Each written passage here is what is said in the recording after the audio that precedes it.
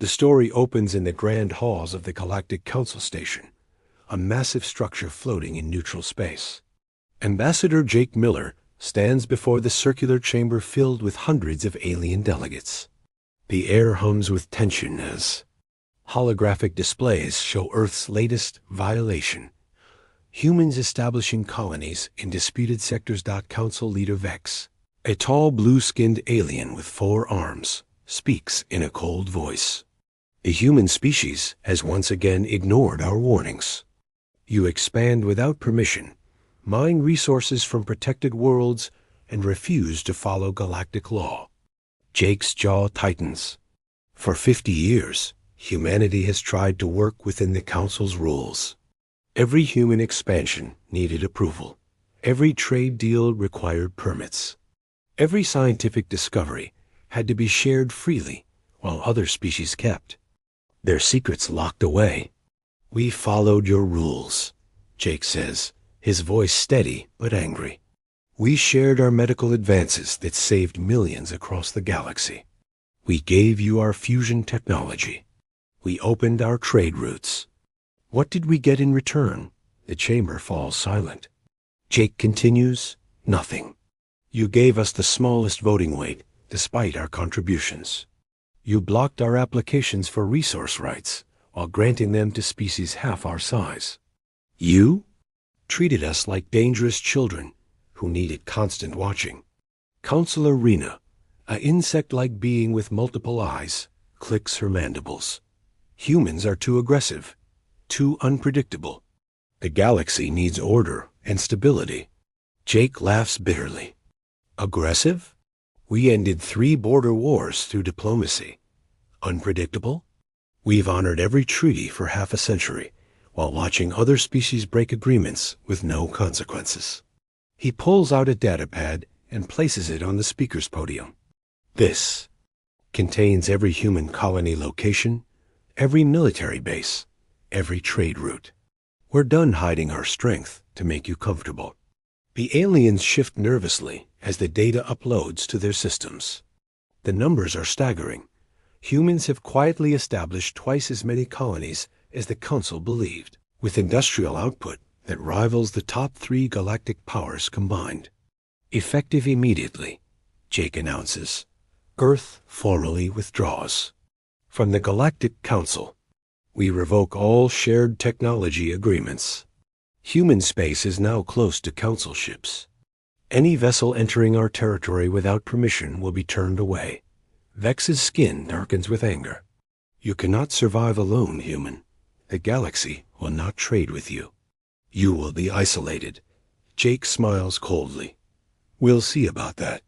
He turns and walks toward the exit, his heavy boots echoing in the stunned silence. Behind him, panic erupts as delegates realize the implications.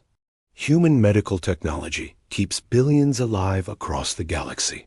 Human fusion reactors power entire star systems.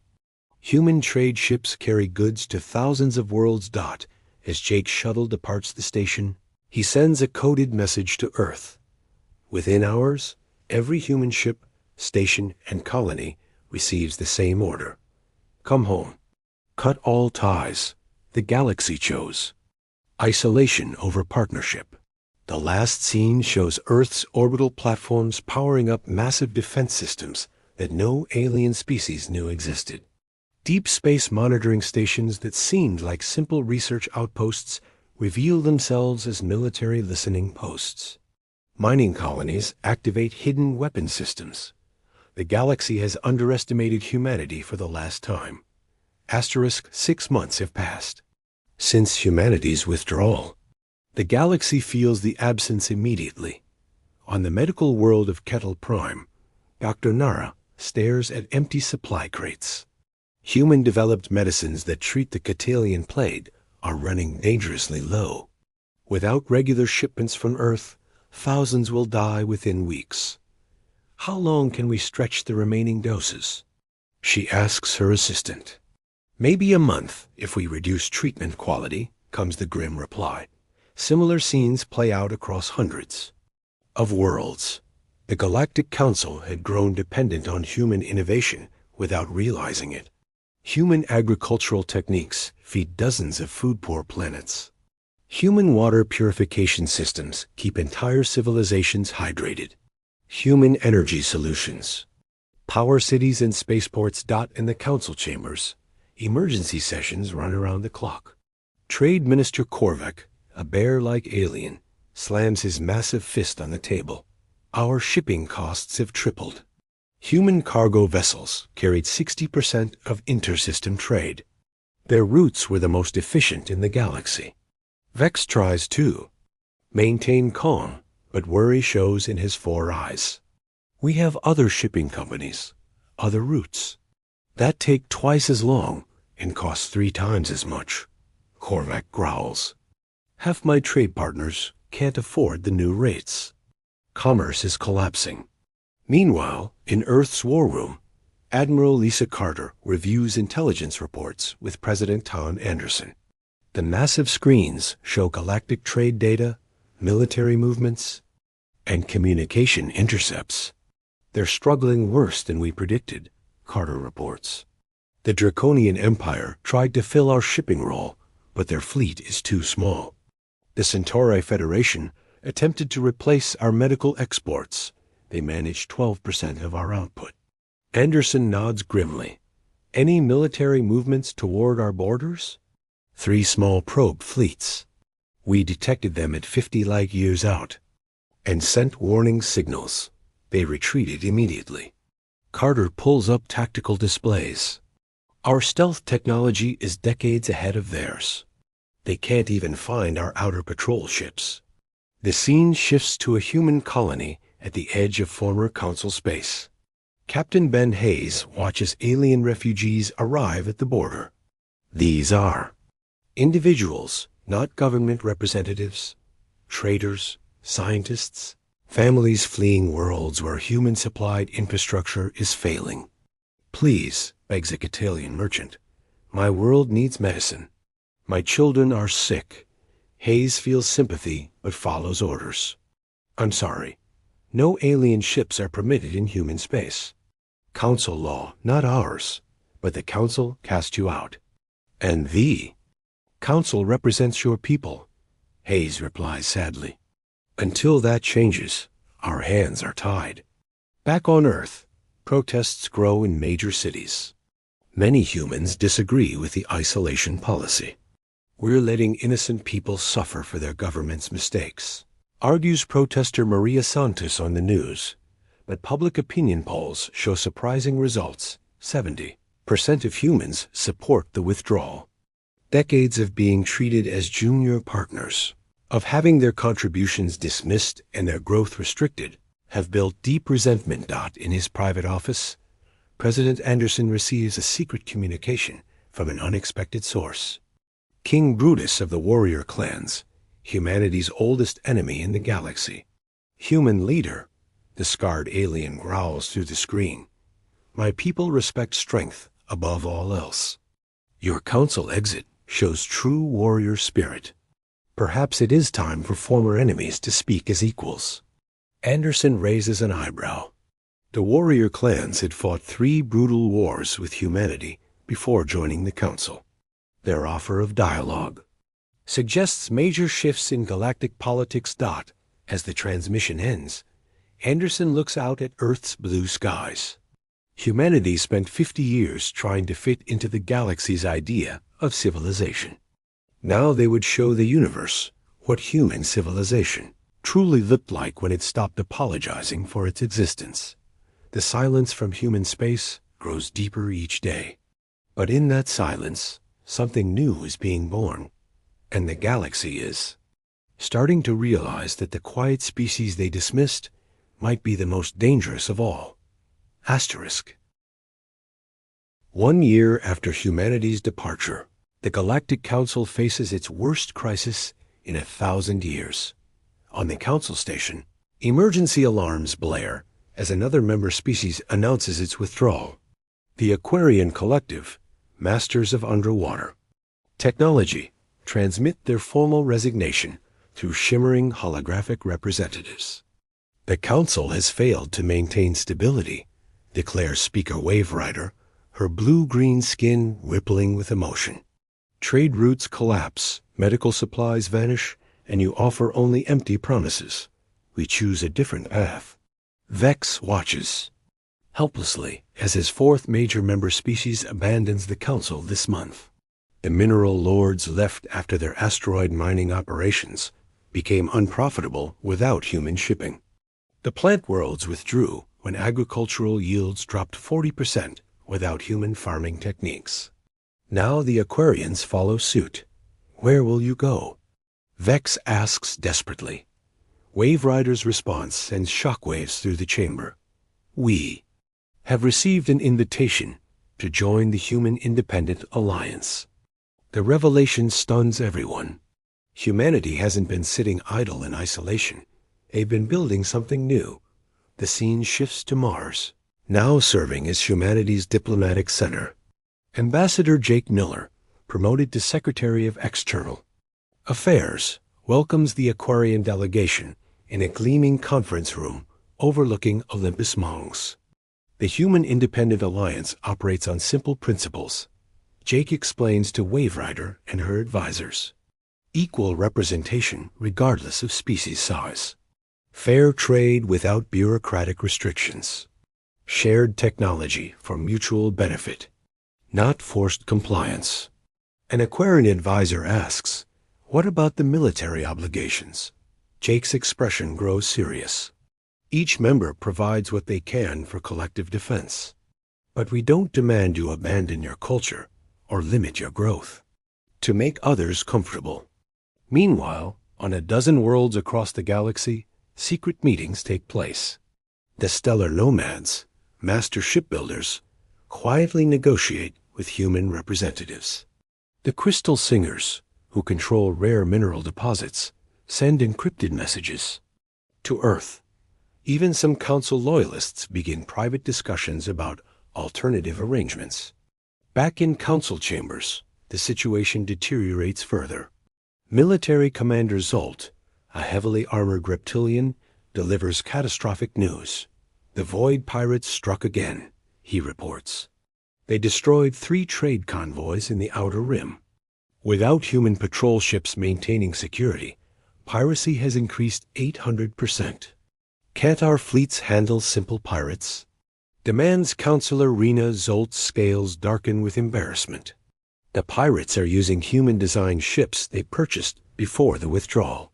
Our vessels can't match their speed or stealth capabilities. Vex feels his authority crumbling. The Council maintained peace through economic prosperity and military deterrence.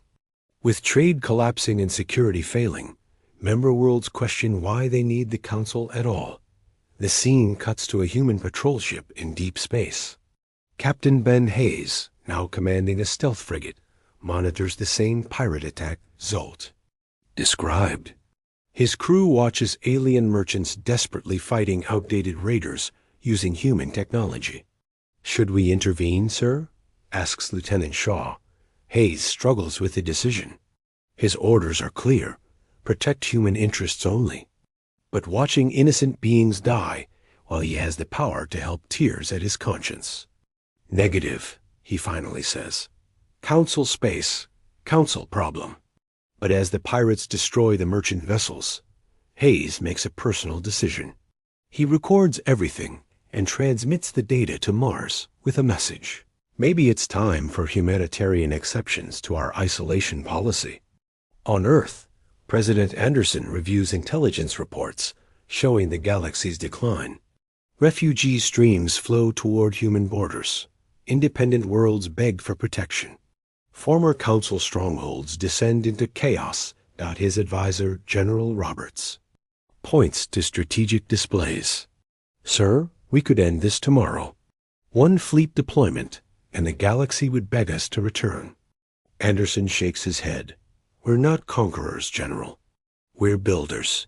Let them see what they lost. Let them understand the price of dismissing Earth."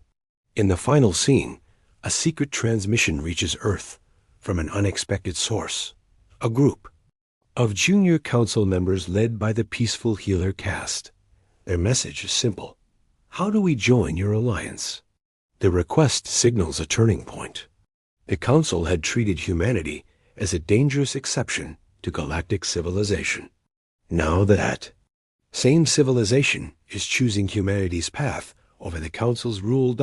As Jake Miller reviews the healer's application, he smiles. Earth had been forced to prove humanity belonged in the galaxy. Instead, they were showing the galaxy how to truly belong with humanity. The silence is breaking, but not in the way the Council expected. 2 years after Earth's withdrawal, the Human Independent Alliance has grown into a major galactic power. While the old Council structure crumbles. The Alliance now includes 23 species across 47 star systems. Their capital station, New Terra, orbits a neutral moon and bustles with diverse alien life. Unlike the rigid hierarchy of the Council chambers, Alliance meetings feature circular tables where every species holds equal voice. Admiral Lisa Carter stands in the Alliance Military Command Center, watching real-time displays of galactic activities. The Alliance fleet, a mix of human ships and allied vessels, maintains security across their territory with remarkable efficiency. Piracy down 90% in our space, reports Commander Torres. Trade volumes up 300% from last year. Medical supplies reaching all member worlds on schedule. Carter nods with satisfaction. The Alliance succeeded where the Council failed by treating members as partners, not subjects. Each species contributed their strengths. Aquarian underwater cities, stellar nomad shipyards, crystal singer mining operations, human coordination and defense. Meanwhile, in what remains of Council space, chaos spreads. The great station that once housed hundreds of species now echoes with emptiness. Only 37 species remain, mostly those too afraid to leave or too dependent on Council infrastructure. Vex sits alone in his private chambers, staring at reports of another trade disaster. The Draconian Empire, one of his last major allies, lost an entire cargo fleet to raiders last week. Without human security patrols or advanced ship designs, Council space has become a haven for criminals. A communication request interrupts his brooding. King Brutus of the warrior clans appears on screen, but his message isn't for Vex. It's a public broadcast to all remaining Council worlds. Warriors of the galaxy, Brutus growls, his scarred face filling the display. The warrior clans formally withdraw from this dying Council. We join the Human Alliance, where strength is respected and courage rewarded. The defection of the warrior clans, the Council's primary military force, represents the final blow. Without their fleets, the remaining Council worlds have no protection from pirates, raiders, or hostile neighbors. On New Terra Station, President Anderson addresses the Alliance Assembly. Representatives from dozens of species listen as he outlines humanity's vision for galactic civilization. We don't seek to replace the old order with human dominance, Anderson declares. We offer partnership based on mutual respect and shared benefit. Every species brings unique gifts. Every culture has wisdom to contribute. The healer caste representative, Elder Calm Heart, speaks with gratitude. The Alliance allowed us to share our medical knowledge freely while providing protection our peaceful nature cannot achieve alone. This is true cooperation, but the Alliance faces new challenges. Refugee streams from collapsing Council worlds strain resources. Some member species worry about rapid expansion. Most importantly, hostile remnants of the old order plot revenge against humanity. In a secret meeting on a dying Council world, the remaining hardliners gather. Vex, Councilor Rena, and a few others plan desperate measures. The humans poisoned the galaxy against us, Vex declares. Their so-called alliance is nothing but human imperialism with a friendly face. Rena's compound eyes glitter with malice. Perhaps it's time to remind the galaxy why the Council maintains strict controls on aggressive species. They begin planning a strike against human colonies, hoping to provoke Earth into violent retaliation that would turn galactic opinion against the Alliance. Meanwhile, human intelligence networks detect the conspiracy. In a secure briefing room, Jake Miller reviews intercepted communications with Alliance military leaders. "They're planning terrorist attacks on our outer colonies," Miller reports, "hoping to make us look like the aggressors they always claimed. We were. Admiral Carter studies the threat assessment. We could neutralize their capability before they act. Preemptive strikes on their military assets. No, Anderson decides firmly. That would prove their point about human aggression. We respond with protection, not aggression. Double the patrols, strengthen colonial defenses, but we don't fire first."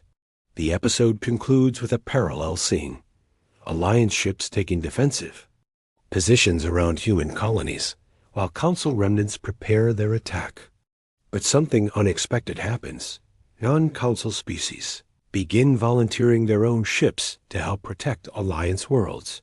Independent traders, refugee fleets, even former Council loyalists send vessels to join the defense. A draconian captain explains his decision. "The Alliance gave my people hope when the Council offered only bureaucracy. We will not let that hope die." As both sides prepare for confrontation, it becomes clear that the galaxy has already chosen sides. The question is no longer whether the old Council will survive, but whether its death throes will drag innocent worlds down with it. 3 years after humanity's withdrawal, the last remnants of the Galactic Council make their desperate move against the Alliance. The attack comes at dawn on the human colony world of Haven Prime. Council strike ships emerge from hyperspace, targeting civilian settlements with precise orbital bombardments. But instead of catching humans defenseless, the attackers find themselves facing a coordinated defense unlike anything in galactic history. Alliance patrol ships, led by Captain Ben Hayes, intercept the raiders before they reach the planet. Human stealth technology allows the defenders to strike from seemingly empty space, while Allied vessels provide support with their unique capabilities. Aquarian ships moving like liquid through zero-G combat maneuvers. Warrior clan vessels charging with berserker fury. Crystal Singer ships cutting through enemy hulls with focused energy beams. The battle is brief and decisive. Council forces, weakened by years of decline and fighting with outdated equipment, are overwhelmed by the Alliance's combined might. Within hours, the surviving attackers surrender or flee. But the real victory isn't military, it's political. News of the unprovoked attack spreads across the galaxy within hours. The few remaining neutral worlds watch in horror as the Council, claiming to represent peace and order, resorts to terrorism against civilians. On New Terra Station, emergency sessions of the Alliance Assembly convene. Species after species denounces the attack and pledges stronger support for collective defense. Even former Council members express outrage at their old government's actions. Elder Calmheart of the Healer caste speaks with rare anger. "We joined the Council centuries ago, believing it represented civilization. Today, we see it represents only the fear of losing power." In the ruins of the old Council station, Vex watches his life's work collapse. Member worlds declare independence or join the Alliance. Trade networks fragment. Military forces defect or simply disappear. The great institution that once ruled the galaxy crumbles into dust. His final transmission reaches Earth as both confession and warning. "You were right, humans. We feared your potential instead of embracing it. We chose control over growth, stagnation over progress. But beware, power corrupts even the righteous. Do not become what we were." President Anderson receives Vex's message in his Earth office, looking out at the blue world that started this transformation. The weight of galactic leadership settles on human shoulders, but Anderson has learned from the Council's mistakes. "We won't rule the galaxy," he tells his advisors. "We'll help it rule itself." The Alliance implements new policies based on this philosophy. Instead of a central authority making decisions for everyone, they create regional councils where local species manage their own affairs. The Alliance provides coordination, security, and dispute resolution, but each world maintains sovereignty. Jake Miller, now Alliance Secretary General, addresses representatives from across the galaxy in the transformed chambers of New Terra, where the old Council had rigid hierarchies and predetermined outcomes. The Alliance encourages debate, innovation, and change. "We are not replacing one empire with another," Miller declares. "We are building something new, a partnership where diversity creates strength, where different species complement rather than compete with each other." The transformation succeeds beyond everyone's expectations. Trade flourishes as bureaucratic restrictions disappear. Scientific advancement accelerates as species freely share knowledge. Former enemies become allies as mutual benefit replaces zero-sum competition. Admiral Carter reviews security reports showing the results. Piracy eliminated through coordinated patrols. Territorial disputes resolved through mediation. Refugee crises solved through cooperative resettlement programs. But perhaps the most significant change is cultural. Young beings across the galaxy grow up seeing cooperation as normal, viewing diversity as valuable, treating other species as equals rather than competitors. The bitter divisions that plagued the old order begin healing. In the story's final scene, Captain Hayes visits a memorial on Haven Prime, honoring those lost in the Council's last attack. But the monument doesn't celebrate victory over enemies. It mourns the failure of beings to understand each other before conflict became inevitable. A young human child, born after the Alliance's formation, asks Hayes why the old Council failed. Hayes considers the question carefully before answering. They forgot that being strong doesn't mean making others weak. They thought controlling. The galaxy was the same as protecting it. As the sun sets over Haven Prime's rebuilt cities, ships from dozens of species dock at the orbital station. Traders, diplomats, scientists, and citizens move freely between worlds that once viewed each other with suspicion. The galaxy that once waited in silence for humanity's next move now thrives in the harmony Earth helped create. The silence is broken not by human dominance, but by the joyful noise of free civilizations working together toward a better future. The greatest victory wasn't military or political. It was proving that the universe has room for everyone to grow. The End, **.